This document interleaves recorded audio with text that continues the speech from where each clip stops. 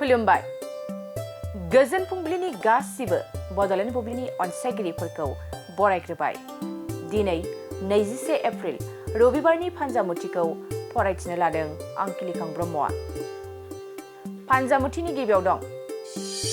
मेष राशि सुथुरा नोंथांनि मोजांखौ नुनानै मेगन सानो हागौ सुथुरा नोंथांखौ नाख्रेबनो नाजागोन गाज्रि सान वृष राशि माबाफोर आनजाद होनायाव उथ्रिसारनो हाया जानो हागौ दुखु दाहाजोंनो साना बारलांनो हागौ मिथुन राशि गिदिर जाब्रबथाय जानायनिफ्राय रैखा मोननो हागौ आयु गोलाव जागोन मोजां सान कर्कट राशि माबा मोनसे गोनांथार खामानि मावनो थाखाय गोबां गोहो बोलोनि गोनांथि जानो हागौ खामानिफ्रा जाफुंनो हागौ सिंह राशि गोसोनि साननाय हनायफ्रा फेलें थांनो हागौ गोसोखौ जोबोरैनो असान्ति मोननो हागौ कन्या राशि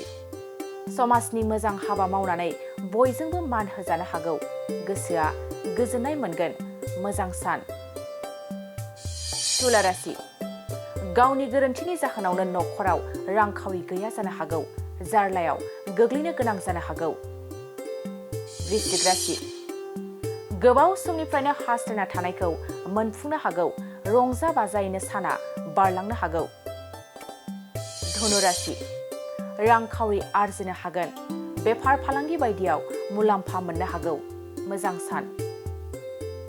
मकर राशि नोंथांनि थांखिया जाफुंसारनो हागौ नखराव सान्थि फैगोन मोजां सान कुम्भ राशि हरखाब लामा दावबायनायाव सोगदावनो हागौ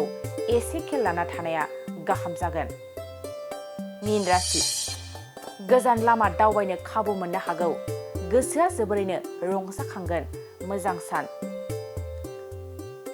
दिनै सानसेनि राशि फरायथिनायाबो एसेनोसै आसा खालामो नोंथांनि दिनैनि साना मोजाङै मोजां थांगोन बेखौ बड'लेण्ड बुब्लि नखरनिफ्राय मिजिंथिबाय गोजोन्थों